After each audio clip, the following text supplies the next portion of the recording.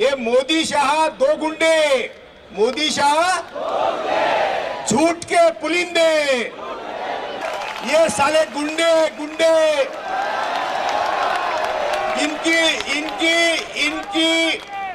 इनकी हमारी जनशक्ति रोकने की बिल्कुल ताकत नहीं है। उनके चेहरे आज ही छोटे छोटे हो गए हैं। ये जो सरकार है, सुन लीजिए, मैं बड़े जिम्मेदारी से कहता हूं, मैं 2013 से ईवीएम के खिलाफ लड़ता हूं। ये जो सरकार है, ये हमने चुनी हुई सरकार नहीं है। ये ईवीएम की सरकार है। और ये जो सत्ता पर बैठे हैं वो रोबो है, रोबो रोबो रोबो समझते क्या नहीं? रोबो समझते क्या नहीं? तुम देखो अमित शाह की बॉडी लैंग्वेज, देखो साले की बॉडी लैंग्वेज, बिल्कुल बिल्कुल बिल्कुल बिल्कुल पार्लियामेंट में गुंडा लगता है, गुंडा जानते हैं। तो मैं थोड़ी कानून की बात कम करूंगा, लेकिन कानून की नींव किस तत्वज्ञान से, यानी क्यों कौन डाल रहा है, ये हमें समझना चाहिए। आप मुझे सहकार्य करेंगे, मैं कहूंगा मोदी शाह कौन है, आप कहेंगे आरएसएस के दलाल है।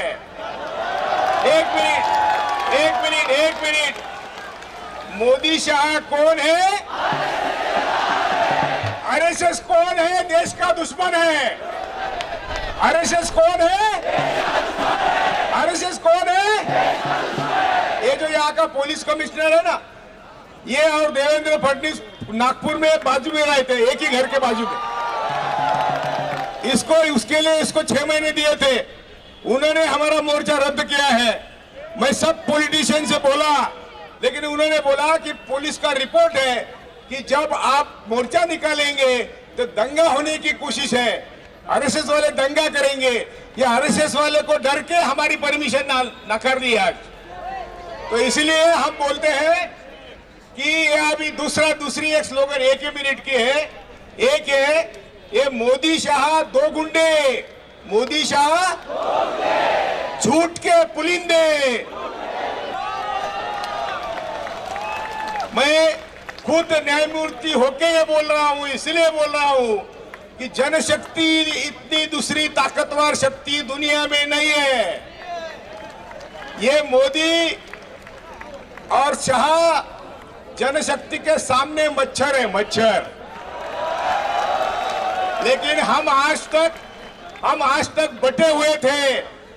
हम इसी दिन की राह देख रहे थे कि हम एक आएंगे, सब जाति धर्म के लोग एक आएंगे। ये हमारा सपना था, वो मैं 30 साल से काम कर रहा हूं, ये आज सच हो गया।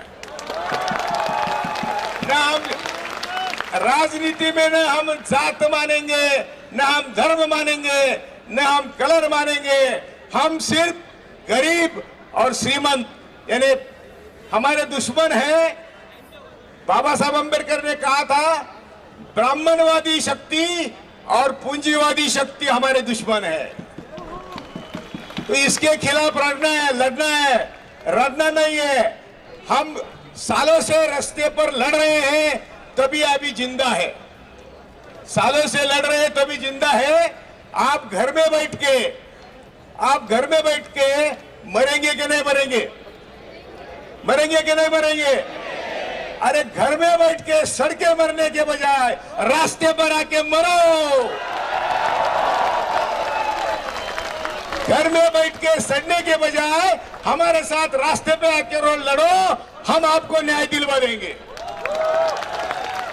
एक हम शपथ लेंगे, हम भारत के लोग शपथ लेते हैं कि हम संविधान के धर्मनिरपेक्षता और लोकतांत्रिक मूल्यों के प्रति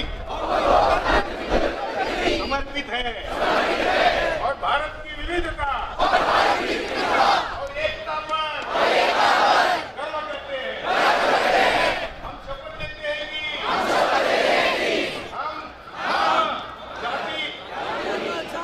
हम धर्म, जाति, भाषा, संस्कृति के आधार पर भेदभाव किए बिना सभी नागरिकों को समान दृष्टि से देखेंगे और हम हर कदम पर इनको विरोध करते रहेंगे। जो स्वतंत्रता संग्राम के मूल्यों को खंडित करता हो, संविधान को कुचल कुचल के मारता है, हम मानते हैं कि नागरिकता संशोधन विधेयक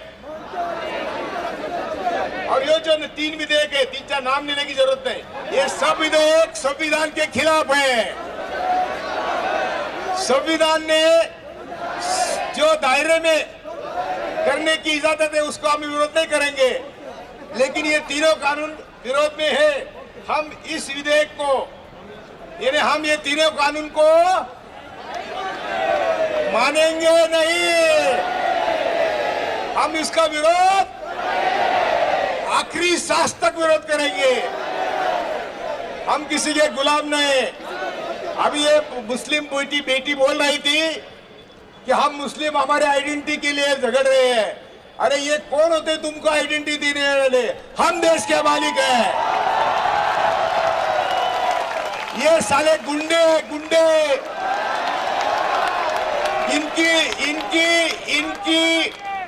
इनकी हमारी जनशक्ति रोकने की बिल्कुल ताकत नहीं है।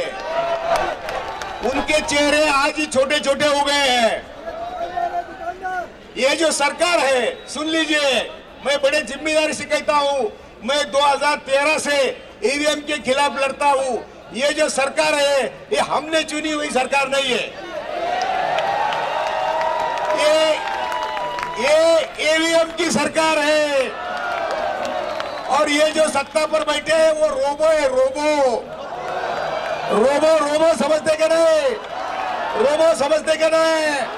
तुम देखो अमित शाह की बॉडी लैंग्वेज, देखो साले की बॉडी लैंग्वेज,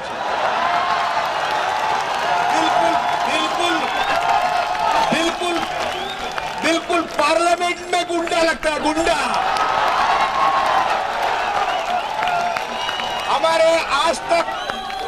हमारे आज तक जिन लोगों ने राज किया, हमारे ऊपर जिन्होंने राज किया, वो भी हरिश्चंद्र नहीं है, वो भी हरिश्चंद्र।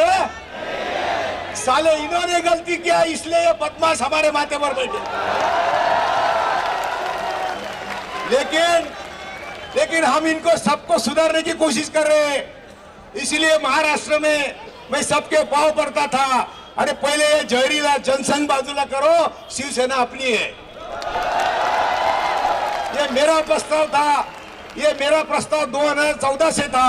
मैं कोशिश कर रहा था कि शिवसेना का हिंदुत्व मुझे मालूम है।